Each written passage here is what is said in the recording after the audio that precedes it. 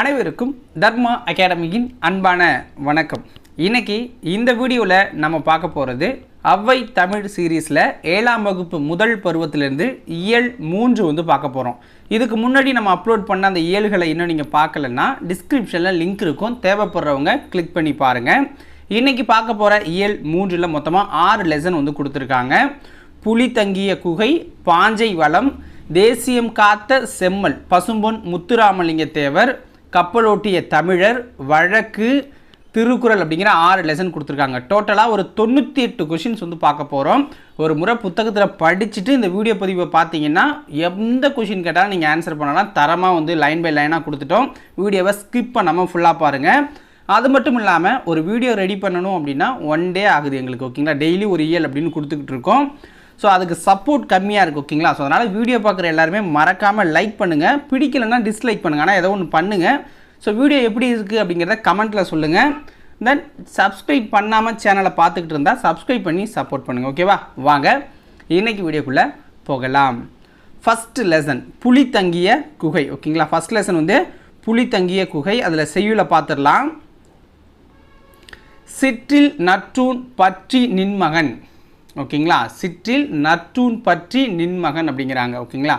யாண்டு உளனோ என வினவுதி என் மகன், யாண்டு உளன் ஆயினும் அறியேன் ஒரும், புலி சேர்ந்து போகிய கல்லலை போல ஈன்ற வயிறோ இதுவே, தோன்றுவன் மாதோ போர்க்களந்தானே அப்படிங்கிறது. இந்த பாட்டோட பொருள் என்ன அப்படின்னா, ஒரு சின்ன குடிசை அப்படின்னு வச்சுக்கோங்களேன். ஒரு சின்ன குடிசையில் ஒரு தூண் இருக்க மாதிரியும் அந்த தூணை வந்து ஒருத்தவங்க பிடிச்சிக்கிட்டு இருக்காங்க, ஓகேங்களா. ஸோ அங்கே வந்து என் மகன் எங்கே அப்படின்னு கேட்குறாங்க.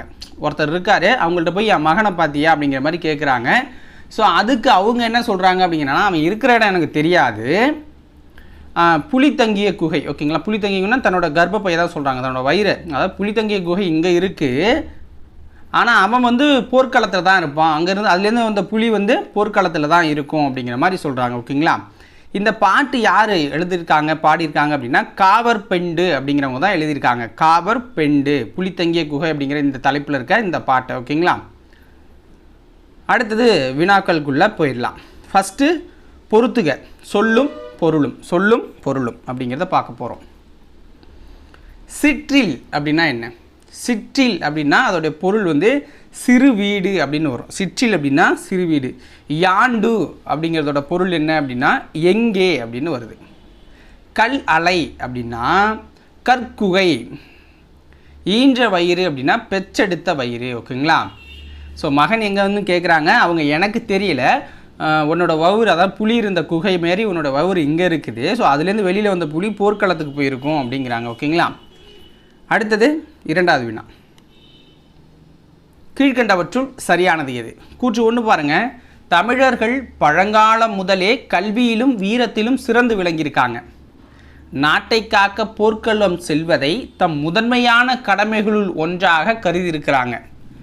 கல்வியறிவும் கவிபாடு திறனும் பெற்ற சங்ககால தாய் ஒருவர் தம் மகனின் வீரத்தை பற்றி பெருமிதத்துடன் கூறுவதாக காவற்பெண்டு இப்பாடலை பாடியிருக்கதா சொல்கிறாங்க. அப்போ இதில் எந்த கூற்று சரி அப்படின்னு பார்த்தீங்கன்னா 3மே சரிதான். அப்போ அனைத்தும் சரியானவே தான். சோழ மன்னன் பேரவை கோப்பெரு நற்கிள்ளியின் செவிலித்தாயாக விளங்கியவர் யார்? சோழ மன்னன் போரவை கோப்பெரு நற்கிள்ளியின் செவிலித்தாயாக விளங்கியவர் யார்? ஆன்சர் காவர் பெண்டு அப்படிங்கிறவங்க தான், ஓகேங்களா. காவர் பெண்டு. அவங்கள பற்றியான கூற்றுகள் கீழே இருக்குது. கீழ்கண்டவற்றுள் தவறானது எது? காவர் பெண்டு அப்படிங்கிறவங்க ஒரு சங்ககால பெண்பார் புலவர்கள், ஓகேங்களா. காவர் பெண்டு அப்படிங்கிறவங்க சங்ககால பெண்பார் புலவர். கல்வியில் தேர்ச்சியும் கவிபாடும் ஆற்றல் மிக்க இவர் சங்ககால மக்களின் வீரத்தை கருப்பொருளாக கொண்டு இந்த பாடலை பாடியிருக்காங்க. இவர் பாடிய ஒரே ஒரு பாடல் புறநானூற்றில் இடம்பெற்றிருக்கு, அதுதான் இது, ஓகேங்களா. புறநானூறு அப்படிங்கிறது 10 பாட்டு நூலில் ஒன்று அப்படிங்கிறாங்க. புறநானூறு வந்து 10 பாட்டு நூல்களில் ஒன்று. இதில் தவறானது அப்படின்னா ஆப்ஷன் டி தான் தப்பு. 10 பாட்டு நூல்கள் அப்படிங்கிறது தவறானது, ஓகேங்களா. 8 தொகையில் வரும். புறநானூறு எவ்வகை நூல்? புறநானூறு எவ்வகை நூல் அப்படின்னா அது ஒரு 8 தொகை நூல், ஓகேங்களா. 8 தொகை நூல். பண்டைக்கால தமிழ் மக்களின் வாழ்க்கை முறை, நாகரீகம், பண்பாடு, வீரம் முதலியவற்றை வெளிப்படுத்தும் நூலாக விளங்குவது எது? பண்டைய கால தமிழ் மக்களின் வாழ்க்கை முறை, நாகரிகம், பண்பாடு, வீரம் முதலியவற்றை வெளிப்படுத்தும் நூலாக விளங்குவது புறநானூறு. புலித்தங்கிய குகை என்னும் இப்பாடல் புறநானூறில் எத்தனையாவது பாடல்? புலித்தங்கிய குகை என்னும் இப்பாடல் புறநானூறில் எத்தனையாவது பாடல் அப்படின்னா 86வது பாடல். 86வது பாடல். யாண்டு என்னும் சொல்லின் பொருள் என்ன? யாண்டு என்பதன் சொல்லின் பொருள் எங்கு அப்படின்னு அர்த்தம். எங்கே இருக்கான்னு கேட்குறதா அர்த்தம். யாண்டுலனோ என்னும் சொல்லை பிரித்து எழுத கிடைப்பது என்ன? யாண்டுலனோ அப்படிங்கிற சொல்லை பிரித்து எழுதணும் அப்படின்னா நமக்கு கிடைக்கிறது யாண்டு ப்ளஸ் உளனோ, எங்கு உளனோ அப்படிங்கிற மாதிரி. ஓகேங்களா? எங்கே இருக்கிறான்? கல் ப்ளஸ் அலை என்பதை சேர்த்து எழுதும் கிடைக்கும் சொல் என்ன? கல் ப்ளஸ் அலை என்பதை சேர்த்து எழுதணும்னா கல்லலை அப்படின்னு கிடைக்கும். கல்லலை. ஓகேங்களா? அடுத்தது பாஞ்சை வளம் அப்படிங்கிற 2வது லெசனுக்குள்ளே நம்ம வந்துட்டோம். ஓகேங்களா? இது கட்டபொம்மனை பற்றி சிறப்பாக பாடுற ஒரு நூல். இந்த செய்யுள் அந்த அளவுக்கு முக்கியம் கிடையாது. ஏன்னா அந்த நாட்டை ஒரு சிறப்பாக பாடுற ஒரு நூல் தான். ஓகேங்களா? நான் ஒரே ஒரு டைம் மட்டும் அப்படியே வாசிச்சுட்டு வரேன். நீங்கள் தேவைன்னா வீடியோ பாஸ் பண்ணி இதை பார்த்துக்கோங்க. ஓகேவா? சுத்த வீரன் கட்டபொம்முதுரை துளங்கும் பாஞ்சை வளங்கள் சொல்வேன், நாட்டு வளங்களை சொல்கிறேன், பாஞ்சை கோட்டை வளங்களை கேளுமையா. கோட்டைகளாம் சுத்து கோட்டைகளாம் மதில் கோட்டைகளாம் வெட்டி கெட்டி வேலைகளாம் அப்படிங்கிறாங்க. வீட்டியலூர் மணி மேடைகளாம் மெத்தை வீடுகளாம் மதிலோடைகளாம் பூட்டுங்கதவுகள் நேர்த்திகளாம் பண பொக்கிஷ வீடும்பார் சாஸ்திகளாம் ஆசார வாசல் அலங்காரம் துரைராசன் கட்டபொம்மு சிங்காரம் ராசாதிராசன் அரண்மனையில் பாஞ்சை நாட்டரசன் குழி வீற்றிருந்தான். ஸோ கட்டபொம்மன் அங்கே வீற்றிருக்கிறான் அரசனாங்கிறாங்க. விந்தையாய் தெரி வீதிகளும் வெகு விஸ்தாரமாய் கடல் வாசல்களும் இருக்குது அப்படிங்கிறாங்க. நந்தவனங்களும் சந்தன சோலையும் அங்கே நதியும் சென்னல் கமுகங்களும் இருக்குது அப்படிங்கிறாங்க. வானர சாலை ஒருபுறமாம் பரி வளரும் சாலை ஒருபுறமாம் தோரண மேடை ஒருபுறமாம் திரு செக்கட்டான் சாரியல் ஒருபுறமாம் அன்பு வளர்ந்தேறும் பாஞ்சால நாட்டில் சில அதிசயம் சொல்கிறேன் கேளுமையா. இந்த 2 வரி தான் நமக்கு முக்கியமானது. எக்ஸாமில் கேட்டிருக்குது. ஓகேங்களா? முயலும் நாயை விரட்டிடுமாம் நல்ல முனையுள்ள பாஞ்சால நாட்டினிலை அப்படிங்கிறாங்க. அதாவது முயல் கூட நாயை விரட்டிடும். பசுவும் புலியை ஒரு துறையில் பால் குடிக்க தண்ணீர் தான் குடிக்கும். பால் குடின் தண்ணீர் தான் குடிக்கும். அதாவது பசுமாடும் புலியும் ஒரே துறையில் தண்ணி குடிக்கும். அந்த தண்ணி பால் போல இருக்கும் அப்படிங்கிறாங்க. கறந்த பாலையும் காகங்கள் குடிக்காது எங்கள் கட்டபொம்மை துறை பேரு சொன்னால் மறந்த வருவாளே. அதாவது கறந்த பாலை நீங்கள் வச்சிட்டிங்கன்னா அதை கூட காக்கா சீண்டாது கட்டபொம்மை பேரை சொன்னா அப்படிங்கிறாங்க. மறந்தருவாளை சக்கத்தேவி, சக்கம்மான்னு சொல்லுவாங்கல்ல, ஜக்கம்மா சொல்கிறா சக்கா, அந்த மாதிரி அந்த ஜக்கம்மா தான் அது. ஓகேங்களா? ஸோ வரந்தருவாளை சக்காதேவி திரு வாக்கருள் செய்வாளை சக்கத்தேவி அப்படிங்கிறாங்க. ஓகேங்களா? ஜக்கம்மா சொல்கிறாங்கிறாங்களா, அதான் இது. இப்போ வினாக்களுக்குள்ளே போயிடலாம். ஓகேவா? ஸோ அந்த பாட்டு அந்த அளவுக்கு முக்கியம் இல்லை, இருந்தாலும் கொடுக்கணும் அப்படிங்கிறதா கொடுத்துருக்கேன். ஃபஸ்ட்டு கொஷின் பாருங்கள். சூரன் அப்படின்னா என்ன? சூரன் அப்படின்னா வீரன் அப்படிங்கிறத குறிக்கும். சூரன் அப்படின்னா வீரன். ஓகேங்களா? பொக்கிஷம் அப்படின்னா செல்வம், சாஸ்தி அப்படின்னா மிகுதி, விஸ்தாரம்னா பெரும்பரப்பு. ஓகேங்களா? அப்போ ஆப்ஷன் டி சரியானது. அடுத்த வினா பொறுத்துக்க தான் இதுவும். வாரணம் அப்படின்னா என்ன? வாரணம் அப்படின்னா யானை அப்படின்னு பொருள். பரி அப்படின்னா குதிரையை சொல்லுவாங்க. சிங்காரம் அப்படின்னா அழகு, கமுகுனா பாக்கு. ஓகேங்களா? வாரணம்னா யானை, பரினா குதிரை, சிங்காரம்னா அழகு, கமுகுனா பாக்கு. நோட் பண்ணி வச்சுக்கோங்க. இது எக்ஸாமில் கேட்குற ஒரு முக்கியமான 4. அடுத்தது கீழ்கண்டவற்றுள் சரியான கூற்று எது? வீரபாண்டிய கட்டபொம்மனுடைய அந்த ஊரை பற்றி கேட்குறாங்க. அந்த நகரில் பல சுற்று கோட்டைகள் இருக்கும். அவை மதில்களால் சூழப்பட்டவையாக மிகவும் வலிமையாக கட்டப்பட்டிருக்கும். பூஞ்சோலைகளும் சந்தன மரச் சோலைகளும் ஆறுகளும் நெல் வயல்களும் பாக்கு தோப்புகளும் அந்நாட்டிற்கு அழகு சேர்க்குங்கிறாங்க. வீரமுகுந்த நாடாகிய பாஞ்சாலங்குறிச்சியில் உள்ள முயலானது தன்னை பிடிக்க வரும் வேட்டை நாயை எதிர்த்து விரட்டிவிடும். பசுவும் புலியும் நீர்நிலையின் ஒரே துறையில் நின்று பால் போன்ற தண்ணீரை குடிக்கும். மன்னன் கட்டபொம்மனின் பெயரை சொன்னால் கறந்து வைத்த பாலை கூட காகம் குடிக்காது. சக்கம்மா தேவி பாஞ்சாலங்குறிச்சிக்கு திருவாக்கு அருள்வாள் அப்படிங்கிறாங்க. அப்போ இதில் எல்லாமே சரிதான், எல்லா கூற்றுமே சரியாக தான் கொடுத்துருக்காங்க. ஓகேங்களா? அடுத்தது பாஞ்சை வளம் என்னும் நம் பாடப்பகுதி டேஷ் தொகுத்து வெளியிட்டுள்ள வீரபாண்டிய கட்டபொம்மு கதைப்பாடல் என்னும் நூலிலிருந்து எடுக்கப்பட்டது. பாஞ்சை வளம் என்னும் நம் பாடப்பகுதி டேஷ் தொகுத்து வெளியிட்டுள்ள வீரபாண்டிய கட்டபொம்மு கதைபாடல் என்னும் நூலிலிருந்து எடுக்கப்பட்டிருக்குன்னா நான் வானாமலை தொகுத்த இந்த பாடல். ஓகேங்களா, நான் வானாமலை அப்படிங்கிறவர் தான் தொகுத்து இதை வெளியிட்டிருக்காரு. ஊர்வலத்தின் முன்னால் டேஷ் அசைந்து வந்தது. ஊர்வலத்தின் முன்னால் வாரணம் அசைந்து வந்தது. வாரணம், ஓகேங்களா, யானை அசைந்து வந்தது. பாஞ்சாலங்குறிச்சியில் டேஷ் நாயை விரட்டிவிடும். பாஞ்சாலங்குறிச்சியில் முயல் நாயை விரட்டிவிடும். மெத்தை வீடு என்று குறிப்பிடப்படுவது என்ன? மெத்தை வீடு அப்படின்னு குறிப்பிடப்படுவது மாடி வீடு. ஓகேங்களா. பூட்டுங்கதவுகள் என்னும் சொல்லை பிரித்து எழுதுக. பூட்டுங்கதவுகள் அப்படிங்கிற சொல்லை பிரித்து எழுதணும் அப்படின்னா நமக்கு வந்து பூட்டும் கூட்டல் கதவுகள். தோரண மேடை அப்படிங்கிற சொல்லை பிரித்து எழுதுங்க. தோரண மேடை அப்படிங்கிற சொல்லை நம்ம பிரித்து எழுதணும் அப்படின்னா நமக்கு வந்து தோரணம் ப்ளஸ் மேடை அப்படின்னு கிடைக்கும். வாசல் கூட்டல் அலங்காரம் என்னும் சொல்லை சேர்த்து எழுத கிடைக்கும் சொல் என்ன? ஆன்சர் என்ன? வாசல் அலங்காரம். ஓகேங்களா, வாசல் அலங்காரம் அப்படின்னு வரும். அடுத்தது 3வது லெசனு தேசியம் காத்த செம்மல் முத்துராமலிங்க தேவர். பசும்பொன் முத்துராமலிங்க தேவர். இதுலேருந்து கொஞ்சம் கொஷின்ஸ் அதிகம்தான், கிட்டத்தட்ட ஒரு 38 கொஷின்ஸ் வந்து பார்க்க போகிறோம். அதனால் இம்பார்ட்டண்டான லெசனு. ஸோ இதை ஸ்கிப் பண்ணிடாதீங்க. ஓகேவா, பாருங்கள். தேசியம் எனது உடல், தெய்வீகம் எனது உயிர் என கருதி மக்கள் தொண்டு செய்தவர் யார்? தேசியம் எனது உடல், தெய்வீகம் எனது உயிர் அப்படின்னு சொல்லி மக்களுக்கு தொண்டு செஞ்சவர் யார் அப்படின்னா முத்துராமலிங்க தேவர் அவர்கள். முத்துராமலிங்க தேவர் அவர்கள். முத்துராமலிங்க தேவர் சுத்த தியாகி என்று யாரால் பாராட்டப்பட்டார்? முத்துராமலிங்க தேவர் சுத்த தியாகி என்று யாரால் பாராட்டப்பட்டார்? பெரியார் அவர்களால் பாராட்டப்படுறாரு. பெரியார் அவர்களால் பாராட்டப்படுறாரு. அடுத்தது முத்துராமலிங்க தேவர் பிறந்த ஆண்டு என்ன? அக்டோபர் 30ஆம் நாள் பிறக்கிறாரு. இறக்கிறதும் அக்டோபர் 30 தான். ஓகேங்களா, பிறந்த ஆண்டு என்ன அப்படின்னு பார்த்தீங்கன்னா 1908ஆம் ஆண்டு முத்துராமலிங்க தேவர் பிறக்கிறார். ஓகேங்களா, 1908ஆம் ஆண்டு. முத்துராமலிங்க தேவர் எந்த மாவட்டத்தில் பிறந்தார்? முத்துராமலிங்க தேவர் எந்த மாவட்டத்தில் பிறந்தார்? பசும்பொன் அப்படிங்கிற ஊரில் பிறக்கிறாரு. அது எந்த மாவட்டத்தில் இருக்குது அப்படின்னு பார்த்தீங்கன்னா ராமநாதபுரம். ஓகேங்களா, ராமநாதபுரத்தில் பிறக்கிறாரு. கீழே இருக்கிற கூற்றுகளில் சரியானது எது? கீழே இருக்கிற கூற்றுகளில் சரியானது எது அப்படின்னு பார்க்கணும். முத்துராமலிங்க தேவரின் பெற்றோர் உக்கிர பாண்டிய தேவர், இந்திராணி அம்மையார். இவர் இளமையிலே அன்னையை இழந்ததால் இஸ்லாமிய தாய் ஒருவரால் பாலூட்டி வளர்க்கப்பட்டார். முத்துராமலிங்க தேவர் தன் தொடக்க கல்வியை கமுதியிலும் உயர்நிலை கல்வியை மதுரை பசுமலை பள்ளியிலும் ராமநாதபுரத்திலும் பயின்றார். ராமநாதபுரத்தில் படித்து கொண்டிருந்த போது அந்த ஊரில் பிளேக் நோய் பரவியதால் அவரது படிப்பு பாதியிலே நின்று போச்சுங்க. இப்போ இதில் எந்த கூற்று சரி? எல்லாமே சரி. பிளேக் நோய், அந்த நோயையும் நோட் பண்ணி வச்சுக்கோங்க. ஓகேங்களா, எந்த நோயின்னு கூட கேட்கலாம்.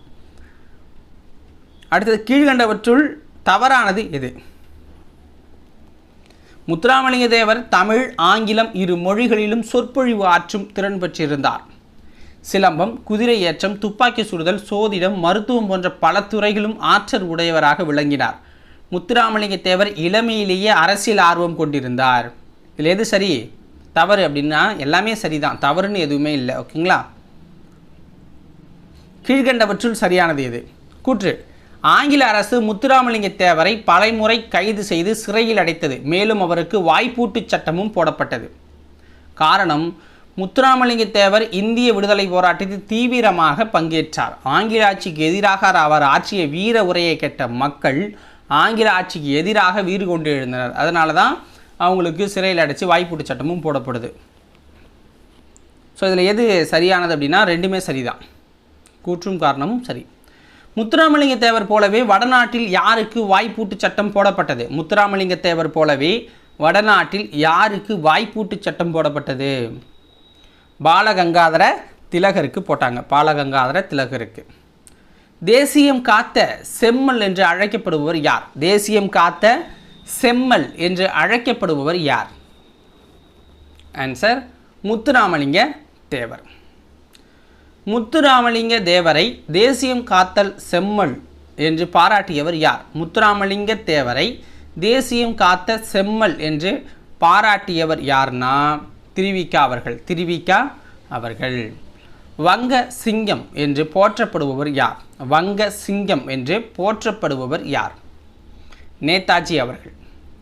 முத்துராமலிங்க தேவர் தனது அரசியல் குருவாக யாரை ஏற்றுக்கொண்டார்? முத்துராமலிங்க தேவர் தனது அரசியல் குருவாக யாரை ஏற்றுக்கொண்டார்? நேதாஜி அவர்களை அரசியல் குருவாக ஏற்றுக்கிட்டாங்க. முத்துராமலிங்க தேவரின் அழைப்பை ஏற்று எந்த ஆண்டு நேதாஜி மதுரைக்கு வருகை தந்தார்? செப்டம்பர் 6 வருகை தரார். அது எந்த வருஷம் அப்படின்னு பார்க்கணும்.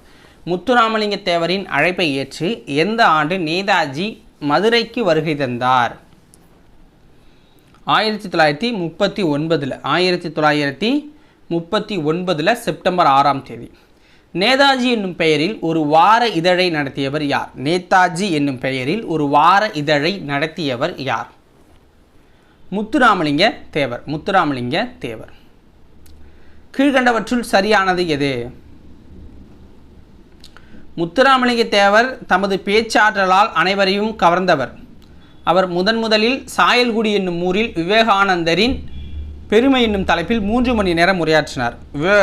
முத்துராமலிங்கத்தோட முதல் உரை எங்கே அப்படின்னா சாயல்குடியில் நடக்குது. ஓகேங்களா, அதை நோட் பண்ணிக்கோங்க.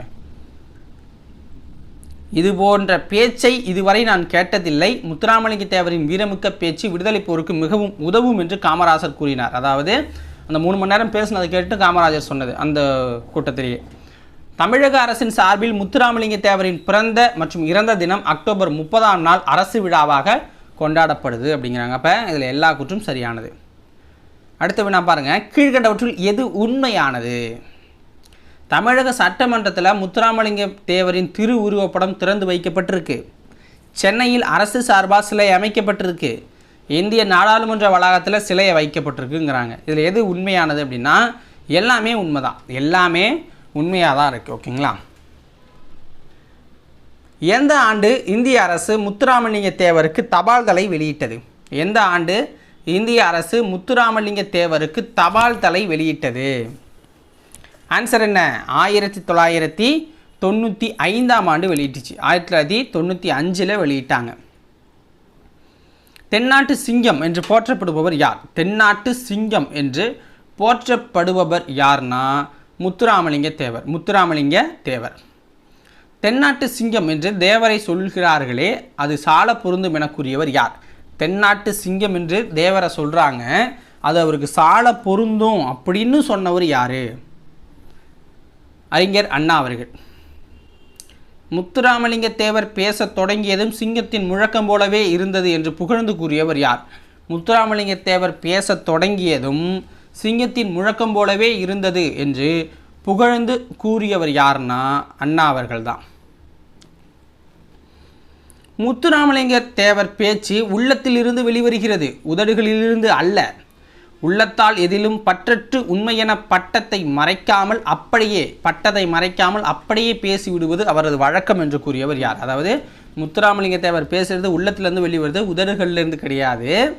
உள்ளத்தால் எதிலும் பற்றற்று உண்மையென பட்டதை மறைக்காமல் அப்படியே பேசுவது அவருடைய வழக்கம் அப்படின்னு சொன்னவர் யார்னா ராஜாஜி அவர்கள். டேஷில் நடைபெற்ற சட்டமன்ற தேர்தலில் ராமநாதபுரம் அரசர் சண்முக ராஜேஸ்வர சேதுபதியை எதிர்த்து போட்டியிட்டு வெற்றி பெற்றார். எந்த ஆண்டு நடைபெற்ற சட்டமன்ற தேர்தலில் ராமநாதபுரம் அரசர் சண்முக ராஜேஸ்வர சேதுபதியை எதிர்த்து போட்டியிட்டு வெற்றி பெற்றார் அப்படின்னா 1937 நடந்த தேர்தலில். கீழ்கண்ட கூற்றுகளில் எது சரியானது? ஃபஸ்ட்டு பாருங்கள். லண்டனில் பாரிஸ்டருக்கு படித்து வந்த தோழர் KTK தங்கமணி இந்திய தேர்தலில் ராமநாதபுரம் மன்னரை எதிர்த்து போட்டியிட்ட தேவர் அவர்களின் வெற்றியையும் பொப்பிலி அரசரை எதிர்த்து போட்டியிட்ட VV கிரி அவர்களின் வெற்றியையுமே இந்திய மாணவர்கள் எதிர்பார்த்திருந்தோம் என குறிப்பிட்டிருக்காரு. 1946 போட்டியிட்டு வெற்றி பெற்றார் முத்துராமலிங்க தேவர் சட்டமன்ற தேர்தலில். 1952, 57 ஆகிய நடந்த சட்டமன்ற நாடாளுமன்ற தேர்தல்களில் போட்டியிட்டு 2லுமே அவர் வெற்றி பெற்றார். ஓகேங்களா. 1962 நடைபெற்ற நாடாளுமன்ற தேர்தலில் உடல்நலிவு காரணமாக பரப்புரை செய்ய இயலாத போதிலும் தேர்தலில் அவர் வெற்றி பெறார் அப்படிங்கிறாங்க. அப்போ அனைத்தும் இதில் சரியான கூற்றுகள் தான். கீழ்கண்டவற்றுள் தவறானது எது? தவறானது அப்படின்னு பார்த்தீங்கன்னா ஆங்கில ஆட்சியில் மக்களை ஒடுக்குவதற்காக கொண்டு வரப்பட்டது தான் குற்ற பரம்பரை சட்டம். ஓகேங்களா. பிறப்பாலே ஒருவரை குற்றவாளியாக கருதும் அச்சட்டத்தை நீக்குவதற்காக மக்களை திரட்டி பல்வேறு போராட்டங்களை நடத்தினார் முத்துராமலிங்க தேவர். 1933ஆம் ஆண்டு மே 12, 13 ஆகிய தேதிகளில் கமுதியில் குற்றப்பரம்பரை சட்ட எதிர்ப்பு மாநாட்டை அவர் நடத்தினதாக சொல்கிறாங்க. ஸோ இதில் பார்த்தீங்க அப்படின்னா ஓகேவா, அவரது தொடர் போராட்டத்தால் 1942ஆம் ஆண்டு அந்த சட்டம் நீக்கப்பட்டதுங்கிறாங்க. 1948 நீக்கி போட்டாங்க அந்த போராட்டத்தால். ஸோ இதில் எது தவறானது அப்படின்னு பார்த்தீங்கன்னா ஆப்ஷன் சி தான் தப்பு. ஏன்னா வருஷம் தப்பாக கொடுத்துருக்கேன். 1934ங்கிறது சரி, இதில் 33ன்னு கொடுத்துருக்கேன். ஓகேங்களா, அதை மட்டும் மாற்றிக்கோங்க, மற்றபடி எல்லாம் கரெக்டு தான். ஸோ தவறானதுன்னா ஆப்ஷன் சி. குற்றப்பரம்பரை சட்ட எதிர்ப்பு மாநாட்டை முத்துராமலிங்க தேவர் எந்த ஆண்டு நடத்தினார்? குற்றப்பரம்பரை சட்ட எதிர்ப்பு மாநாட்டை முத்துராமலிங்க தேவர் எந்த ஆண்டு நடத்தினார் அப்படின்னா 1934. கீழ்கண்ட கூற்றுகளில் எது சரியானது? அக்காலத்தில் மதுரை மீனாட்சி அம்மன் கோவிலுக்குள் செல்ல ஒரு சாராருக்கு தடை இருந்தது. அத்தடையை எதிர்த்து 1939ஆம் ஆண்டு ஜூலை திங்கள் 8ஆம் நாள் மதுரை வைத்தியநாத ஐயர் கோவில் நுழைவு போராட்டம் நடத்த திட்டமிட்டார். அதனை எதிர்த்த அர்ச்சகர்கள் ஆலய பணியை புறக்கணித்தனர். தேவர் திருச்சூழில் இருந்து அர்ச்சகர்கள் 2 அழைத்து வந்து ஆலய நுழைவு போராட்டத்தை வெற்றி பெற செய்தாருங்கிறாங்க. அப்போ இதுவும் சரிதான், இதுவும் சரியானது தான். கீழ்கண்டவற்றுள் தவறானது இது? பாரத மாதா கூட்டுறவு பண்டக சாலையை ஏற்படுத்தி விவசாயிகளின் விளைபொருளுக்கு சரியான விலை கிடைக்க செய்தார் முத்துராமலிங்க தேவர். பாரத மாதா கூட்டுறவு பண்டக சாலையை ஏற்படுத்தினவர் முத்துராமலிங்க தேவர். 1938 காலகட்டத்தில் மதுரையில் 23 தொழிலாளர் சங்கங்களின் தலைவராக தேவர் திகழ்ந்தார். மதுரையில் நூற்பாலை ஒன்றில் வேலை செய்த தொழிலாளர்களின் உரிமைக்காக தோழர் ப. ஜீவானந்தத்துடன் இணைந்து 1940ஆம் ஆண்டு போராட்டம் நடத்துகிறார். அதற்காக 7 திங்கள் சிறை தண்டனை பெற்றார். உழவர்களின் நலன் காக்க ராஜபாளையத்தில் மிகப்பெரிய அளவிலான ஒரு மாநாடு ஒன்று நடத்துகிறாரு. இதில் தவறானது எது அப்படின்னு பார்த்தீங்கன்னா ஆப்ஷன் சி. ஓகேங்களா, ஆப்ஷன் சி தப்பானது.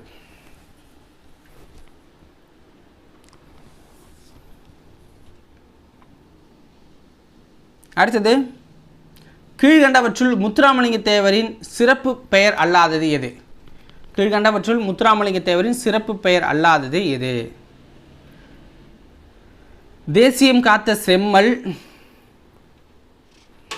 தேசியம் காத்த செம்மல். ஸோ 1938 போராட்டம் நடத்தினார். அதில் 40ன்னு கொடுத்துருக்காங்க, தான் அது தப்பு. ஓகேங்களா, வித்யாசாகர், பிரவசன கேசரி அப்படிங்கிறது அவருடைய பெயர்கள். ஏழை பங்காளன் அப்படிங்கிறது அவருடைய பெயர் கிடையாது, சிறப்பு பெயர் கிடையாது. ஓகேங்களா, ஆனால் அதுக்காக அது செய்யலைன்னு அர்த்தம் கிடையாது. ஓகே, சன்மார்க்க சண்டாமாருதம் என அழைக்கப்படுபவர் யார்? சன்மார்க்க சண்டாமாருதம் அப்படின்னு அழைக்கப்படுறவர் யார்? ஆன்சர் முத்துராமலிங்க தேவர். ஏன்னா அது அவருடைய லெசன் இது. ஓகேங்களா, முத்துராமலிங்க தேவர் தான் சரியான விடை. இந்து புத்த சமய மேதை என்று அழைக்கப்படுபவர் யார்? இந்து புத்த சமய மேதை என்று அழைக்கப்படுபவர் யார்னா முத்துராமலிங்க தேவர். ஓகேங்களா, முத்துராமலிங்க தேவர் அப்படிங்கிறது சரியானது. கீழ்கண்ட எந்த சிறையில் முத்துராமலிங்க தேவர் அடைக்கப்பட்டிருந்தார்? அவருடைய வாழ்நாள் முழுக்க சிறையில் நிறைய நாட்கள் எடுத்திருப்பார். ஓகேங்களா, ஸோ அவர் எந்தெந்த சிறைகளில் அடைக்கப்பட்டார் அப்படிங்கிற கேள்வி தான் அது. ஸோ அலிப்பூர் அமராவதி சிறை, தாமோ கல்கத்தா சிறை, சென்னை வேலூர் சிறைகளில், இந்த எல்லா சிறைகளிலுமே அவர் அடைக்கப்பட்டிருந்திருக்காரு. அப்போ அனைத்தும் சரியானவை தான். அடுத்த கீழ்கண்ட கூற்றுகளில் சரியானது எது? 2ஆம் உலகப்போர் சமயத்தில் மத்திய பிரதேசத்தின் தாமோ என்னும் நகரில் உள்ள இராணுவ சிறையில் அடைக்கப்பட்டிருந்தார் முத்துராமலிங்க தேவர். முத்துராமலிங்க தேவர் 1936, 1955 ஆகிய ஆண்டுகளில் 2 முறை பர்மா போயிருந்தாங்க. புத்த பிச்சுகளில் உயர்ந்தவர்களுக்கு பெண்கள் தங்கள் கூந்தலை நடைபாதையாக விரித்து வரவேற்பு அளிப்பது வழக்கம். இது பெண்களை இழிவுபடுத்துவதாக உள்ளது அப்படின்னு சொல்லி அதை ஏற்க மறுத்து விட்டார் முத்துராமலிங்க தேவர். ஓகேங்களா, அப்போ எல்லா கூற்றுமே சரிதான். ஓகேங்களா, முத்துராமலிங்க தேவர் இம்மண்ணில் வாழ்ந்த நாட்கள் எத்தனை? முத்துராமலிங்க தேவர் இந்த மண்ணில் வாழ்ந்த நாட்கள் எத்தனை அப்படின்னா 20,075 நாட்கள் வாழ்ந்திருக்காரு. 20,075 நாட்கள். முத்துராமலிங்க தேவர் தன் வாழ்நாளில் சிறையில் கழித்த நாட்கள் என்ன? முத்துராமலிங்க தேவர் சிறையில் கழித்த நாட்கள் அப்படிங்கிறது 4000 இருக்கும் அப்படின்னு சொல்கிறாங்க. அதாவது அவருடைய வாழ்நாட்களில் 5ல் 1 பங்கை சிறையிலே கழிச்சிருக்காரு. முத்துராமலிங்க தேவர் எந்த ஆண்டு இயற்கை எழுதினார்? முத்துராமலிங்க தேவர் எந்த ஆண்டு இயற்கை எழுதினார் அப்படின்னா 1963. 1963. முத்துராமலிங்க தேவர் முதலில் உரையாற்றிய இடம் என்ன? முத்துராமலிங்க தேவர் முதலில் உரையாற்றிய இடம் என்ன? சாயல்குடி. முத்துராமலிங்க தேவர் நடத்திய இதழின் பெயர் என்ன? முத்துராமலிங்க தேவர் நடத்திய இதழின் பெயர் நேதாஜி. நேதாஜி அப்படிங்கிற பேரில் இதழை நடத்தினார். தேசியம் காத்த செம்மல் என பசும்பொன் முத்துராமலிங்க தேவரை பாராட்டியவர் யார்? தேசியம் காத்த செம்மல் என பசும்பொன் முத்துராமலிங்க தேவரை பாராட்டியவர் யாருன்னா திருவிக்கா அவர்கள் பாராட்டியிருக்காங்க. ஸோ இப்போ 3வது லெசன் முடிஞ்சு போச்சு. அடுத்தது 4வது லெசன். ஓகேங்களா? கப்பலோட்டிய தமிழ். இது ஒரு கதைப்பகுதி. அதனால் அந்த கப்பலோட்டிய தமிழராக இருக்கிற வஉசி பேசுகிற மாதிரி இந்த லெசன் இருக்கும். ஓகேங்களா? ஸோ அதில் எடுக்க முடிஞ்ச கொஷின்ஸும் உங்களுக்கு கொடுத்துருக்கோம். ஸோ அதிகமாக அதில் கொஷின்ஸ் இருக்காது. கீழ்கண்ட கூற்றுகளில் எது சரியானது? அதாவது வஉசி அவர்கள் கடலை பார்த்து பேசுகிற மாதிரி, பாரறிந்த கொற்கை துறைமுகத்திலே பாண்டியனுடைய மீன்கொடி உயர்ந்து பறந்தது. அதாவது ஜெயிலுக்கு போயிட்டு ரிட்டர்ன் வரும்போது அவர் கம்பெனிலாம் காலியாக இருக்கும். ஸோ அப்போ அவர் பேசுகிற மாதிரி ஒரு கற்பனை இது. கொற்கை கடல் முத்துவளம் கொழித்தது. பழங்குடிகளாகிய பரதவர் மரக்கல வணிகத்தால் வளம் பெற்று மாட மாளிகையில் வாழ்ந்தார்கள் அப்படிங்கிற மாதிரி இந்த லெசன் தொடங்கும். ஸோ அப்போ இதில் 3 கூற்று சரியாக தான் கொடுத்துருக்கோம். ஓகேங்களா? பாரறிந்த கொற்கை துறைமுகத்தில் பாண்டியனுடைய மீன்கொடி. ஓகேங்களா? இதை தான் நீங்கள் நோட் பண்ணிக்கணும். கொற்கை கடல் முத்துவளம் கொழித்து இருந்துச்சு. வசையொழிய வாழ்வாரே வாழ்வர் என கூற்று யாருடையது? வசையொழிய வாழ்வாரே வாழ்வார் என்ற கூற்று யாருடையது? ஆன்சர் திருவள்ளுவருடைய கூற்று. இது திருவள்ளுவருடைய கூற்று தான் இது. ஓகேங்களா? ஸோ அடுத்தது, வஉசி ஆரம்பித்த சுதேசி நாவாய் சங்கத்தின் தலைவராக இருந்தவர் யார்? வஉசி ஆரம்பித்த சுதேசி நாவாய் சங்கத்தின் தலைவராக இருந்தவர் யாருன்னா பாண்டித்துரையார் அப்படிங்கிறவர் தான். பாண்டித்துரையார் அப்படிங்கிறவர் தான். இவர் யாருன்னா மதுரையில் சங்கம் வளர்த்து தமிழ் வளர்க்கிறவர். ஓகேங்களா? சங்கம் வைத்து புலவர்கள் புகழ்பாடும் ஒருத்தராக இருந்தவர். வந்தே மாதரம் என்ற சுதேச மந்திரம் எங்கு பிறந்தது? வந்தே மாதரம் என்ற சுதேச மந்திரம் எங்கு பிறந்தது அப்படின்னா வங்காளத்தில். சுதந்திரம் எனது பிறப்புரிமை, அதை அடைந்தே தீர்வேன் என்று முழக்கமிட்டவர் யார்? சுதந்திரம் எனது பிறப்புரிமை, அதை அடைந்தே தீருவேன் என்று முழக்கமிட்டவர் யார்னா பாலகங்காதர திலகர். தன்னாட்டிலே தோன்றினார் நாவீருடைய நண்பர், அஞ்சாத நெஞ்சினர், சொற்கவிஞர் என யாரை வஉசி பாராட்டினார்? தென்னாட்டிலே தோன்றினார் நாவீருடைய நண்பர், அஞ்சாத நெஞ்சினர், சொற்கவிஞர் என யாரை வஉசி அவர்கள் பாராட்டினார்னா பாரதியாரை பாராட்டுறாரு. நாவீருடைய நண்பர்னு. சிதம்பரனாரின் பிரசங்கத்தையும் பாரதியாரின் பாட்டை கேட்டால் செத்த பிணமும் உயிர் பெற்று எழும், புரட்சி ஓங்கும், அடிமைப்பட்ட நாடு 5 நிமிடங்களில் விடுதலை பெறும் என்பது யாருடைய கூற்று? சிதம்பரனாரின் பிரசங்கத்தையும் பாரதியாரின் பாட்டையும் கேட்டால் செத்த பிணமும் உயிர் பெற்று எழும், புரட்சி ஓங்கும், அடிமைப்பட்ட நாடு 5 நிமிடங்களில் விடுதலை பெறும் என்பது யாருடைய கூற்றுனா ஃபின்ஹே அப்படிங்கிறவருடைய கூற்று. சிதம்பரனாருக்கு இரட்டை வாழ்நாள் சிறை தண்டனை வழங்கிய நீதிபதி யார்? சிதம்பரனாருக்கு இரட்டை வாழ்நாள் சிறை தண்டனை வழங்கிய நீதிபதி யார் அப்படின்னா ஃபின்ஹே அப்படிங்கிற இந்த நீதிபதி தான். பின்கே அப்படிங்கிற இந்த நீதிபதி தான். கீழ்கண்ட எந்த சிறையில் வஉசி அடைக்கப்பட்டிருந்தார்? கீழ்கண்ட எந்த சிறையில் வஉசி அடைக்கப்பட்டிருந்தார் அப்படின்னா கோவை சிறைச்சாலை மற்றும் கண்ணனூர் சிறைச்சாலையில் அடைக்கப்பட்டிருந்தார். ஓகேங்களா? கோவை சிறைச்சாலை மற்றும் கண்ணனூர் சிறைச்சாலை ரெண்டுலையுமே அடைக்கப்பட்டிருந்தார். கீழ்கண்ட கூற்றுகளில் எது சரியானது? ஆலன் என்பவர் இயற்றிய அறிவு நூல்களில் ஒன்றை மனம் போல் வாழ்வு என்றும் தமிழில் மொழிபெயர்த்தேன். அதாவது ஆலன் என்பவர் இயற்றிய அறிவு நூல்களில் ஒன்றை மனம்போல் வாழ்வு என்று தமிழில் மொழிபெயர்த்ததா வஉசி சொல்கிறாரு.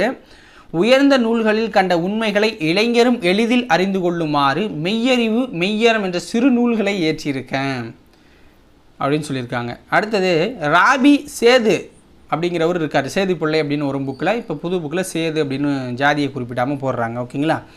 தமிழறிஞர், எழுத்தாளர், வழக்கறிஞர், மேடை பேச்சாளர் என பன்முகம் திறன் பெற்றவர் தான் இந்த ராபி சேது அப்படிங்கிறவர். இந்த கூற்றுகள் எது சரி அப்படின்னா அனைத்தும் சரியானது தான். சொல்லின் செல்வர் என்று போற்றப்படுபவர் யார்? சொல்லின் செல்வர் என்று போற்றப்படுபவர் யார்னா ராபி சேது அவர்கள். இந்திய அரசின் சாகித்ய அகாதமி விருது பெற்ற முதல் நூல் எது? இந்திய அரசின் சாகித்ய அகாதமி விருது பெற்ற முதல் நூல் அல்லது ராபி சேதுவோட முதல் நூல் அப்படின்னு வச்சுக்கோங்க. ஆன்சர் தமிழ் இன்பம் அப்படிங்கிற இந்த நூல். தமிழ் இன்பம் அப்படிங்கிற இந்த நூல். கீழ்கண்டவற்றுள் சரியானது எது? செய்யுளுக்கே உரிய எதுகை மோனை என்பவற்றை உரைநடைக்குள் கொண்டு வந்தவர் தான் ராபி சேது அவர்கள். ஆற்றங்கரையினிலே கடற்கரையினிலே தமிழ் இருந்து தமிழகம் ஊரும் பேரும் மேடை பேச்சு உள்ளிட்ட பல நூல்களை இவர் எழுதியிருக்காரு. ஓகேங்களா? ராபி சேது அவர்கள். வாவு சிதம்பரனார் பேசுவதாக அமைந்த நம் பாடப்பகுதி கடற்கரையிலே என்னும் நூலிலிருந்து எடுத்தாளப்பட்டுள்ளது அப்படிங்கிறாங்க. அப்போ இதுலேயும் அனைத்தும் சரியானது தான் இந்த கூற்றுகள். ஸோ இப்போ வந்து 5வது லெசன், கடைசி லெசன், இயல் 3ல் கடைசி லெசன் வந்து பார்க்க போகிறோம். 5வது லெசன் வழக்கு அப்படிங்கிறது. ஸோ வழக்கு அப்படின்னா என்னென்னா, ஸோ வழக்கு சொல் அப்படின்னு சொல்லணும். அதாவது காலங்காலமாக நம்ம பயன்படுத்திட்டு இருக்க ஒன்று தான் வழக்கு. ஓகேங்களா? பேசுகிறது தான் வழக்குன்னு வச்சுக்கோங்க. அதை பேசி நம்ம தொடர்ந்து பேசிட்டு வர்றது வழக்கு அப்படிங்கிறது. ஸோ இப்போ அதுலேருந்து தான் கொஷின்ஸ் பார்க்க போகிறோம். ஒரு 27 கொஷின்ஸ் இதில் வந்து பார்க்க போகிறோம். ஃபஸ்ட்டு வினா, கீழ்கண்டவற்றுள் எது சரியானது? எழுத்திலும் பேச்சிலும் சொற்களை பயன்படுத்தும் முறையை தான் நம்ம வழக்குங்கிறோம். எழுத்துலேயும் பேச்சிலையும் நம்ம ஒரு கண்டினியூஸாக பயன்படுத்திட்டு இருந்தோம்னா அது வழக்கு அப்படின்னு சொல்லுவோம். நம் முன்னோர்கள் எந்தெந்த சொற்களை என்னென்ன பொருள்களில் பயன்படுத்தினார்களோ அச்சொற்களை அவ்வாறே பயன்படுத்துவதை வழக்கு. அதாவது நம் முன்னோர்கள் ஒருத்த வார்த்தையே ஒன்றுக்காக பேசியிருப்பாங்க, அதையே நம்மளும் பேசணும்னா அதுதான் வழக்கு அப்படின்னு சொல்லுவாங்க. வழக்கு வந்து 2 வகைப்படும். ஒன்று இயல்பு வழக்கு, தகுதி வழக்கு அப்படின்னு 2 வகைப்படும். ஸோ இதில் வந்து பார்த்திங்க அப்படின்னா 3 கூற்றுமே சரிதான். 3 கூற்றுமே சரியாக தான் கொடுத்துருக்காங்க. ஒரு பொருளை அதற்கே உரிய இயல்பான சொற்களால் குறிப்பிடுவது என்ன? ஒரு பொருளை அதற்கே உரிய இயல்பான சொற்களால் குறிப்பிடுவது இயல்பு வழக்கு. ஓகேங்களா? இயல்பு வழக்கு எத்தனை வகைப்படும்? இயல்பு வழக்கு எத்தனை வகைப்படும்னா 3 வகைப்படும். இயல்பு வழக்கு வந்து 3 வகையில் இருக்குது. ஓகேங்களா? இயல்பு வழக்கு வந்து 3 வகையில் இருக்குது. கீழ்கண்டவற்றுள் இயல்பு வழக்கு அல்லாதது எது? கீழ்கண்டவற்றுள் அந்த 3 வகைன்னு சொன்னோம். அந்த 3 வகையில் 4 கொடுத்துருக்கோம். அதில் 1 மட்டும் கிடையாது. அது என்ன அப்படின்னா மங்களம் அப்படிங்கிறது கிடையாது. மற்றபடி இலக்கணம் உடையது, இலக்கண போலி, மருவு அப்படிங்கிறதெல்லாம் இயல்பு வழக்கில் வருது. ஓகேங்களா? ஸோ இயல்பு வழக்குனா என்னென்னு ஒன்று பார்த்துடலாம். இலக்கண நெறி மாறாமல் முறையாக அமைந்த சொல். இலக்கண நெறி மாறாமல் முறையாக அமைந்த சொல்ல நம்ம இலக்கணமுடையது அப்படின்னு சொல்லுவோம். இலக்கண நெறி அதில் மாறியே இருக்காது, கரெக்டாக இருக்கும். ஓகேங்களா? அதுதான் நம்ம இலக்கணமுடையது அப்படின்னு சொல்கிறோம் இயல்பு வழக்கில். ஓகேங்களா? எடுத்துக்காட்டு பார்த்தீங்கன்னா நிலம், மரம், வான், எழுது அப்படிங்கிற இந்த சொற்கள் வந்து என்றைக்குமே இலக்கணமுக்கு மாறாது. ஓகேங்களா? நிலம், மரம், வான் இதெல்லாம் மாறாது. ஸோ அதனால் இது இலக்கணமுடையது அப்படிங்கிறோம். அடுத்து இதை பாருங்கள். இலக்கண முறைப்படி அமையாவிடினும் இலக்கணமுடையவை போலவே ஏற்றுக்கொள்ளப்படும் சொற்கள் எது? இலக்கண முறைப்படி அது அமையல, ஆனால் இலக்கணமுடையது போலவே ஏற்றுக்கொள்ளப்படுற சொற்கள் அப்படின்னா இலக்கண போலி அப்படின்னு சொல்லுவாங்க. இலக்கண போலி.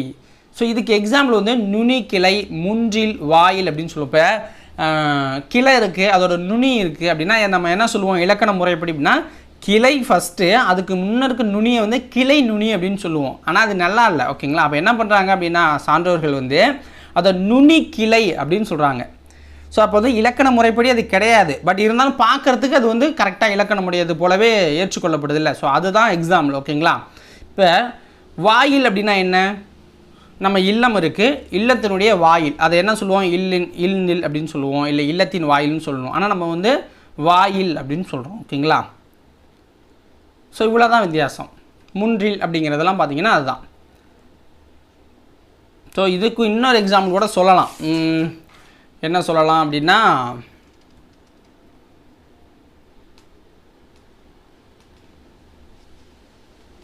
புறநகர், கால்வாயெல்லாம் சொல்கிறோம்ல, புறநகர், கால்வாய், தசை இதெல்லாம் எல்லாமே சொல்லிக்கலாம்.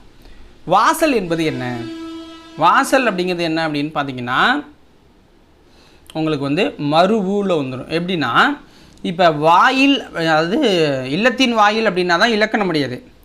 வாயில்னா இலக்கணமுடையது, இலக்கண போலி. வாச அப்படிங்கிறது மறு. புரியுதுங்களா சொல்கிறது? வாசல், வாயில் நம்ம சொல்ல நம்ம பேச்சு வழக்கில் வாசல் அப்படின்னு சொல்கிறோம். இன்னும் என்ன சொல்லுவோம் மறுவில் வந்து என்ன சொல்லுவோம் அப்படின்னா ஒரு ஊர் பேரை வந்து நம்ம மாற்றி சொல்லுவோம். இப்போ எக்ஸாம்பிள் பார்த்திங்கன்னா கோயம்புத்தூரை கோவைன்னு சொல்கிறோம், கும்பகோணத்தை குடந்தை அப்படின்னு சொல்கிறோம், தஞ்சாவூரை தஞ்சை அப்படின்னு சொல்கிறோம், சோனாடு, போது. ஸோ இது மாதிரியான வார்த்தைகள் நம்ம பயன்படுத்துகிறோம். இப்போ கீழே இருக்கிற கூற்றுகள் இது சரியானது. இலக்கண போலி என்பது பெரும்பாலும் சொற்களின் முன் பின் பகுதிகள் இடமாறி வருவதை குறிக்குது. முன்னாடி தானே மாற்றி போடணும், அதை தான் குறிக்குது. எனவே இலக்கண போலியை மின்பின்னாக தொக்கப்போலி அப்படின்னும் சொல்கிறாங்க. முன்பின்னாக தொக்கப்போலி அப்படின்னும் சொல்கிறோம் இலக்கண போலியை. எடுத்துக்காட்டு புறநகர். இப்போ நகத்தோட புறர் அப்படின்னு சொல்கிறது, புறம் அப்படின்னு சொல்கிறதுக்கு பதிலாக புறநகர்னு சொல்கிறோம். வாய்க்காலுடைய கால்வாய் அப்படின்னு சொல்கிறோம், அது வாய்க்கால் தான், அதை வந்து ஆப்போசிட்டில் போட்டு கால்வாய்ன்னு சொல்கிறோம். தசை, கடைக்கண், நம்ம கண்ணால் தான் ஒரு இதை பார்க்குறோம், அதனால் கடைக்கண் வந்து மாற்றுறோம். இப்போ அனைத்தும் சரியானது. ஓகேங்களா, கூற்று எல்லாமே சரிதான். கீழ்கண்டவற்றுள் சரியானது இது. இது மருவை பற்றி. நாம் எல்லா சொற்களையும் எல்லா இடங்களிலும் முழுமையான வடிவத்தில் பயன்படுத்துறது கிடையாது. நம்ம எல்லாத்துலேயுமே பயன்படுத்த மாட்டோம். பேரை கூட நம்ம ஷார்ட்டாக தான் சில பேரை சொல்லுவோம். தஞ்சாவூர் என்னும் சொல்லை தஞ்சை என்றும் திருநெல்வேலியை நெல்லை அப்படின்னு நம்ம அழைக்கிறோம். இவ்வாறு இலக்கண நெறியிலிருந்து பிழந்து சிதைந்து வழங்கும் சொற்கள் மருவு அப்படின்னு சொல்கிறாங்க. இலக்கணத்துலேருந்து வெளில போயிட்டு சிதைந்து போய் நம்ம ஒரு சொல்ல சொல்கிறோம் அப்படின்னா அதுதான் மருவு. கோவை, குடந்தை, எந்தை, போது, சோனாடு அப்படிங்கிற வார்த்தைலாம் அதுதான். ஓகேங்களா, எடுத்துக்காட்டுறதுக்கு. அப்போ இதில் எல்லா கூற்றும் சரிதான். ஏதேனும் ஒரு காரணத்தினால் பிறரிடம் சொல்ல தகுதியற்ற சொற்களை தகுதியான வேறு சொற்களால் குறிப்பிடுவது தகுதி வழக்கு. இயல்பு அப்படின்னா என்ன இருக்கோ அதை நம்ம வந்து சொல்லிட்டு வந்துடுவோம். ஓகேங்களா, இயல்புல 3 வகைன்னு சொன்னோம். இலக்கணமுடையது, இலக்கண போலி, மருவு அப்படின்னு நம்ம பார்த்துட்டோம். இப்போ அது தகுதி வழக்குக்கு வந்துடுவோம். ஓகேங்களா, ஒருத்தட்ட ஒன்று சொல்லணும், ஆனால் அதை அவர்கிட்ட சொல்லி அவர் வருத்தப்படுவார் அப்படின்னா நம்ம அதுக்கு பதிலாக வேற ஒரு சொல்ல அங்கே போட்டு நம்ம சொல்லுவோம். அதுக்கு பேர் தான் தகுதி வழக்கு. ஓகேங்களா, தகுதி வழக்கு எத்தனை வகைப்படும் அப்படின்னா இதுவும் 3 வகை தான். பாருங்க, இடக்கரடக்கல் அப்படிங்கிற ஒரு வகையும் மங்களம், குழுவு குறி அப்படின்னு சொல்கிறாங்க. இது 3 வகையாக பிரிச்சிருக்காங்க. ஓகேங்களா, இடக்கரடக்கல், மங்களம், குழுவு குறி. ஓகேங்களா, அதாவது ஃபஸ்ட்டு கொஷின் பாருங்கள். பிறரிடம் வெளிப்படையாக சொல்லத்தகாத சொற்களை தகுதியுடைய வேறு சொற்களால் கூறுவது என்ன? ஆன்சர் என்ன? இடக்கரடக்கல் அப்படின்னு சொல்லுவாங்க. இடக்கரடக்கல் அப்படிங்கிறது தான் அது. ஓகேங்களா, பிறரிடம் வெளிப்படையாக சொல்லத்தகாத சொற்களை தகுதியுடைய வேறு சொற்களால் கூறுறது தான் அது. அதாவது கால் கழுவி வந்தான், குழந்தை வெளியே போய்விட்டது, ஒன்றுக்கு போய் வந்தேன். அதாவது இப்போ யூரின் போயிட்டு வந்தேன், மூத்திரம் போயிட்டு வந்தேன்னு சொல்ல முடியாதுல்ல, அதனால் ஒன்றுக்கு போயிட்டு வந்தேன் அப்படின்னு சொல்கிறோம். குழந்தை ஆய் பேண்டுச்சு அப்படின்னு சொல்கிறதுக்கு பதிலாக குழந்தை வெளியே போய்விட்டது அப்படின்னு சொல்கிறோம். கால் கழுவி, நம்ம பேக்கை காலில் நேரத்தில் கழுவிட்டு வர்றதை நம்ம வந்து மாற்றி சொல்கிறோம். அதாவது ஒன்று சொல்கிறதுக்கு கூச்சமாக இருக்கிறதுக்காக அந்த இடத்துல வேறு ஒரு சொல்லை போட்டு நம்ம பயன்படுத்திக்கிட்டு இருக்கிறது தான் அதோட பொருள். இப்போ பாருங்கள், கீழ்கண்டவற்றில் சரியானது இது. செத்தார் என்பது மங்களமில்லாத சொல் என நம்ம முன்னோர் வந்து கருதுகிறாங்க. செத்து விட்டான் அப்படின்னு சொல்லக்கூடாது. ஒருத்தர் அவர் என்ன ஆகிட்டார்னா செத்துட்டார் அப்படிங்கிறது இறந்துட்டார் அப்படின்னு நம்ம சொல்லுவோம். ஓகேங்களா, இயற்கை எதினார்னு நம்ம பயன்படுத்திக்கிட்டு இருக்கோம் இந்த காலத்துலலாம். அப்போ செத்தார் அப்படிங்கிற சொல்ல துஞ்சினார் அப்படின்னு நம்ம சொல்லுவாங்க. துஞ்சினார் அப்படின்னு குறிப்பிட்டிருக்காங்க சான்றோர்கள். பட் இப்போ நம்ம வந்து செத்துட்டாருன்னு தான் சொல்கிறோம். நிறையா இடத்துல செத்துட்டாருன்னு சொல்லுவோம். இயற்கை எதினார்னு நம்ம மைக்கில் அனௌன்ஸ் பண்ணுவோம். அன்னாரது இறுதி ஒரு உடனே போயிட்டுருக்கு. ஓகேங்களா, ஆனால் இக்காலத்தில் இயற்கை எதினார் அப்படின்னு தான் நம்ம சொல்கிறோம். இவ்வாறு மங்களமில்லாத சொற்களை மங்களமான வேறு சொற்களால் குறிப்பிடுவது தான் மங்களம் அப்படிங்கிற டைப்பு. ஃபஸ்ட்டு இடக்கரடக்கல் பார்த்துட்டோம். இப்போ மங்களம் அப்படிங்கிறது அதுக்கு பதிலாக வேறு ஒரு சொல்ல சொல்கிறது. ஓகேங்களா, இப்போ பார்த்தீங்கன்னா எடுத்துக்காட்டு வந்து ஓலை அப்படின்னா திருமுகம், கருப்பாடுனா வெள்ளாடு அப்படின்னு சொல்கிறோம். விளக்கை அணைனா விளக்கை குளிரவை, சுடுகாடுனா நன்காடு அப்படிங்கிறோம். இப்போல்லாம் யாரையும் இடுகாடு அப்படின்லாம் பேச ஆரம்பிச்சிட்டோம். ஓகேங்களா, இதில் இருக்க வார்த்தைகளை அதிகமாக பயன்படுத்துறதில்ல. இருந்தாலும் அனைத்து கூற்றும் சரிதான். கீழ்கண்டவற்றில் சரியானது எது? பலர் கூடியிருக்கும் இடத்தில் சிலர் மட்டும் தமக்குள் சில செய்திகளை பகிர்ந்து கொள்ள விரும்பினால் மற்றவர்கள் புரிந்து கொள்ளாத வகையில் சொற்களை பயன்படுத்துறது தான் குழுவு குறி. எக்ஸாம்பிள் சொல்லணும்னா, இப்போ நம்ம ஒரு 10 பேர் இருக்கோம் அப்படின்னு வச்சுக்கோங்களேன். அதில் 4 பேர் நமக்கு பிடிக்காதவங்க இருப்பான். அப்போ என்ன பண்ணுவோம்னா நம்ம வந்து கோடு வேர்டு வச்சு யூஸ் பண்ணிப்போம். கோடு அக்செப்டட், நிலா மழை பெய்யுமா அப்படின்னு கேட்டால் இல்லை பனி பெய்ய போகுது அப்படின்னு நம்ம சொல்லுவோம்ல. அது மாதிரி கோடு வேர்டை பேசுகிறது தான் குழுவு குறி. ஓகேங்களா, இவ்வாறு ஒரு குழுவினர் ஒரு பொருள் அல்லது ஒரு செயலை குறிக்க தமக்குள் பயன்படுத்தி கொடும் சொற்கள் தான் குழுவு குறி. அது எப்படி வேணாலும் இருக்கலாம். பொன்னை பரி எனல் அப்படின்னு சொல்கிறாங்க. பொன்னை பரி எனல் அப்படிங்கிறது ஆடையை காரை எனல் குறிப்பிடுறது. ஆடையை காரை அப்படின்னு சொல்கிறது. ஓகேங்களா, இதுதான். வேறு ஒரு சொற்களால் அதை பயன்படுத்துவாங்க. இப்போ எக்ஸாம்பிள் குழு குறிங்கிறது அப்படின்னா 4 பேர் இருக்கப்போ அவங்க வேறு லாங்குவேஜ் இருந்தால் அவங்க லாங்குவேஜில் பேசிப்பாங்கல்ல, நமக்கு தெரியக்கூடாதுன்னு பேசுகிறதுக்கு பேர் தான் அது. கீழ்கண்டவற்றுள் சரியான இடை எது?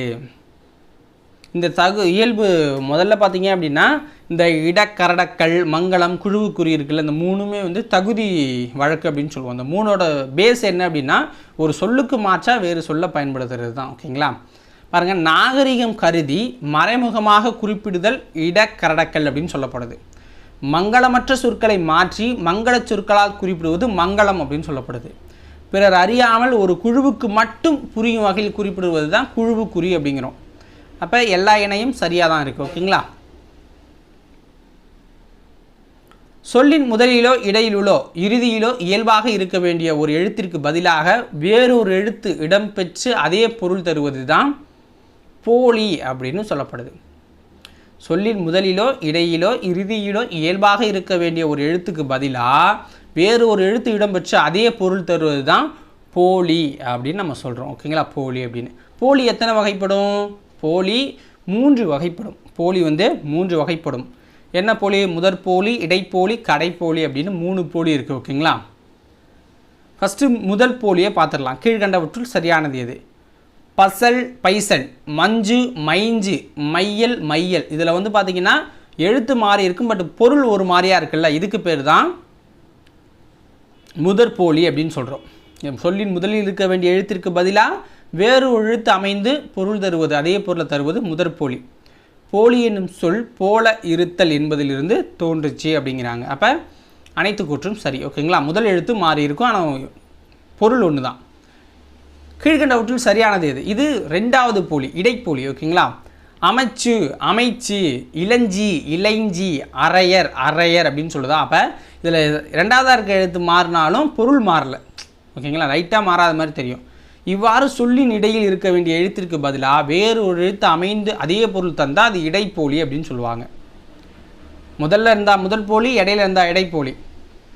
கீழ்கண்டவற்றுள் சரியானது எது? இது பார்த்தீங்க அப்படின்னா அகம், அகன், நிலம், நிலன், முகம், முகன், பந்தல், பந்தர், சாம்பல், சாம்பார் ஆகிய சொற்களில் இறுதியில் உள்ள எழுத்து மாறினாலும் பொருள் மாறலை. அப்போ இது கடைப்போலி. ஓகேங்களா? அகிரிணை பெயர்களின் இறுதியில் நிற்கும் மகர எழுத்திற்கு பதிலாக நகரம் கடைப்போலியாக வரும், வகர எழுத்திற்கு பதிலாக ரகரம் கடைப்போலியாக வரும் அப்படிங்கிறாங்க. வகர எழுத்திற்கு பதிலாக ரகரம் வரும், மகர எழுத்திற்கு பதிலாக நகரம் வரும் அப்படிங்கிறாங்க. ஓகேங்களா? அப்போ அனைத்து கூற்றும் இதுலேயும் சரி. ஓகேங்களா? அடுத்தது, கீழ்கண்டவற்றுள் எது சரியானது? அதாவது இப்போ இந்த 3 போலி பார்த்துட்டோம், இன்னொரு போலி இருக்குது. இதுக்கு வந்து ரிலேட்டாக வராத இன்னொரு போலி என்ன அப்படின்னா முற்றுப்போலி அப்படிங்கிறது. ஓகேங்களா? 3 போலியில் இல்லாதது முற்றுப்போலியாக வரும். அது எப்படின்னா மூவகை போலிகள் மட்டுமின்றி வேறு வகை போலியும் உண்டு. 5 அப்படிங்கிற சொல்ல 5ன்னு சொல்லுவோம். இதில் எழுத்து வந்து ரிலேட்டடே ஆகாது. அதில் வந்து முதல் எழுத்து, 2வது எழுத்து, 3வது எழுத்துன்னு மாறி மாறி வரும். இதில் வந்து எல்லா எழுத்தும் மாறி போயிருக்கும். இச்சொற்களை நோக்கும் இதில் 5 என்னும் சொல் 5 என்னும் சொல்லின் போலி வடிவம். ஓகேங்களா? ஃபுல்லாக மாறி இருந்தாலும் அந்த உச்சரிப்பு நம்ம பயன்படுத்திக்கிட்டு இருக்கோம்ல, 5 என்ற சொல்லில் உள்ள எழுத்துக்கள் அனைத்து வேறுபட்டிருந்தாலும் 5 என்னும் பொருள் அது தருதான் நம்ம கருதி நம்ம பேசிக்கிட்டு இருக்கோம். இவ்வாறு ஒரு சொல்லில் இயல்பாக அமைந்த எழுத்துக்கு பதிலாக எழுத்துக்கள் அனைத்தும் வேறுபட்டாலும் பொருள் மாறாமல் இருப்பது தான் முற்றுப்போலி அப்படின்னு சொல்லப்படுது. ஓகேங்களா? அடுத்தது பொறுத்துக. பந்தர் அப்படிங்கிறது என்ன? பந்தர் அப்படிங்கிறது என்ன அப்படின்னு கேட்குறாங்க. பந்தர் அப்படிங்கிறது கடைப்போலி. ஓகேங்களா? பந்தர் அப்படிங்கிறது கடைப்போலி. மைஞ்சு அப்படின்னா முதற்போலி, ஏன்னா முதல் எழுத்து மாறி இருக்குது. பந்தரில் கடைசி எழுத்து மாறும். 5 அப்படின்னா அது முற்றுப்போலி, அரையர்னா இடைப்போலி. ஓகேங்களா? வாழைப்பழம். ஸோ இது வந்து நார்மலான கொஷின்ஸ் தான். ஓகேங்களா? இனிமேல் வந்து ஆப்ஷன்ஸ்லாம் அதிகமாக வராது, டேரக்ட் கொஷினாகவே இருக்கும். ஏன்னா அந்த லெசன் முடிஞ்சு போச்சு, வழக்கு அப்படிங்கிற லெசன் முடிஞ்சு. இது வந்து எல்லாத்துக்கும் புக் பேக்காக அந்த இயலுக்கு ஃபுல்லாக சேர்த்து கொடுப்பாங்க. வாழைப்பழம் மிகவும் நஞ்சு விட்டது. இத்தொடரில் இடம்பெற்றுள்ள போலி சொல்லை கண்டறிக அப்படிங்கிறாங்க. வாழைப்பழம் மிகவும் நைந்து விட்டது, நஞ்சு நைந்து. ஓகேங்களா? நைந்து விட்டது அப்படிங்கிறது தான். அடுத்தது அறிந்து பயன்படுத்துவோம். எழுவாய், பயனிலை, செய்யப்படும் பொருள் இதெல்லாம் சொல்லுவோம். ஒரு தொடரில் 3 பகுதிகள் இருக்கும். ஒரு வாக்கியம்னா 3 பொருள் இருக்கும். எழுவாய் இருக்கும், பயனிலை இருக்கும், செய்யப்படும் பொருள் இருக்கும். ஸோ இதுதான் பார்க்க போகிறோம். இப்போ ஃபஸ்ட்டு ஒரு தொடரில் யார், எது, எவை என்னும் வினாக்களுக்கு விடையாக அமைவது தான் எழுவாய் அப்படின்னு சொல்கிறாங்க. ஒரு தொடரில் யார் எது எவைன்னு கேட்டால் அது வந்து எழுவாய். ஓகேங்களா? எடுத்துக்காட்டு, நீலன் பாடத்தை படித்தான். பாரி யார்? புலி ஒரு விலங்கு. புலி ஒரு விலங்கு. ஸோ இதெல்லாம் பார்த்தீங்க அப்படின்னா யார் எது எவையில் வந்து போகுது. இத்தொடர்களில் நீலன், பாரி, புலி ஆகியன எழுவாய்கள். ஒரு தொடரை வினை, வினா, பெயர் ஆகியவற்றுள் ஏதேனும் ஒன்றை கொண்டு முடித்து வைப்பது பயனிலை அப்படிங்கிறாங்க. ஒரு தொடரில் வினை, வினா, பெயர் ஆகியவற்றுள் ஏதேனும் ஒன்றை கொண்டு முடித்து வைப்பது பயனிலை. எடுத்துக்காட்டு, கரிகாலன் கல்லணையை கட்டினான். அப்போ ஒரு வினை ஆயிடுது. கரிகாலன் யார் அப்படின்னா வினா. கரிகாலன் ஒரு மன்னன், அது பெயரில் வந்து போகுது. இத்தொடர்களில் கட்டினான், யார், மன்னன் ஆகியவை வந்து பயனிலையாக கருதப்படுது. ஓகேங்களா? யார், எதை, எவற்றை என்னும் வினாக்களுக்கு விடையாக வருவது செய்யப்படும் பொருளுங்கிறாங்க. நான் கவிதையை படித்தேன். ஓகேங்களா? அதான் எடுத்துக்காட்டதுக்கு. என் புத்தகத்தை எடுத்தது யார்? புரியுதுங்களா? யாருன்னு கேட்குறோம். நெல்லிக்கனியை தந்தவர் அதியமான். எதை தந்தார்? இத்தொடரில் கவிதை, புத்தகம், நெல்லிக்கனி ஆகியவன செய்யப்படு பொருள்களை குறிக்குது. ஓகேங்களா? அடுத்தது பாருங்க, பின்வரும் தொடர்களை எழுவாய் பயனிலை செய்யப்படு பொருளை நம்ம நோட் பண்ணணும். ஓகே, ஃபஸ்ட்டு வீரர்கள் நாட்டை காத்தனர், பொதுமக்கள் அந்நிய துணிகளை தீயிட்டு எரித்தனர், கொற்கை துறைமுகத்தில் பாண்டியனுடைய மீன்கொடி பறந்துச்சு. திருக்குறள் எழுதினவது யார்? கரிஞ்சி கபிலர் குறிஞ்சி பாட்டை எழுதுறாருன்னு நம்ம படிச்சிருக்கோம். ஓகேங்களா?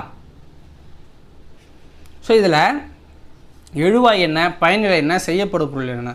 எழுவாயெல்லாம் ஃபஸ்ட்டு இருக்கிறது. ஓகேங்களா? இந்த கோடுக்கு முன்னாடி இருக்குது. ரெண்டாவது இருக்கிறது பயனிலை, அடுத்த இருக்க கோட்டுக்கு தான் இருக்குது செய்யப்படும் பொருள். ஃபஸ்ட்டு எழுவாய்னா என்ன? யார், எது, எவைன்னு கேட்டால் ஓகேவா? வீரர்கள் அப்படின்னா யார் அப்படின்னு கேட்போம், அவங்க வீரர்கள்னு சொல்லுவாங்க. பொதுமக்கள் அப்படின்னா யாருன்னு கேட்டால் பொதுமக்கள்னு சொல்லுவோம். கொற்கை அப்படின்னா எதுன்னு கேட்போம், எது அப்படின்னு கேட்போம், அப்போ அது கொற்கையில் வந்துடுது. திருக்குறளை எழுதியவர், எதை எழுதினவர் அப்படின்னு கேட்குறோம். ஓகேங்களா? கபிலர், இதுவும் யாருன்னு கேட்டால் கபிலர். ஓகேங்களா? அப்போ அது எல்லாமே எழுவாய். இப்போ நம்ம வந்து அடுத்தது என்ன இருக்குது? பயனிலை அப்படின்னா வினா, வினை, பெயர் ஆகியவற்றுடன் ஏதேனும் ஒன்றை சொல்லி முடித்து வைக்கிறது. ஓகேங்களா? ஃபஸ்ட்டு பாருங்கள், நாட்டை. புரியுதுங்களா? வீரர்கள் நாட்டை காத்தன அப்படின்னு கேட்குறாங்க. அது வந்து ஒரு வினா. எதை காத்தாங்க அப்படின்னு கேட்போம்ல. அந்நிய துணிகளை. புரியுதுங்களா? அடுத்தது பாண்டியனுடைய மீன்கொடி, இது பெயரை குறிக்குது. எழுதியவர் அப்படின்னா வினாவை குறிக்குது. குறிஞ்சி பாட்டை. புரியுதுங்களா? அடுத்தது செய்யப்படும் பொருள் அப்படின்னா காத்தனர், தீயிட்டு எரித்தனர், பறந்தது, யார், எழுதிய புலவர், இப்படி முடியும். கட்டினான், யார், இதெல்லாம் வந்து அது செய்யப்படும் பொருளில் வந்துடும். அடுத்தது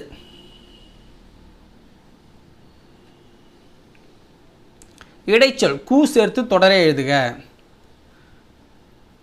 வீடு சென்றான் அப்படின்னா வீடு கூட்டல் கூ கூட்டல் சென்றான், வீட்டுக்கு சென்றான் அப்படின்னு வரும். அதே மாதிரி மாடு புல் கொடுத்தார் அப்படின்னா மாட்டுக்கு புல் கொடுத்தார் அப்படின்னு எழுதணும். ஓகேங்களா?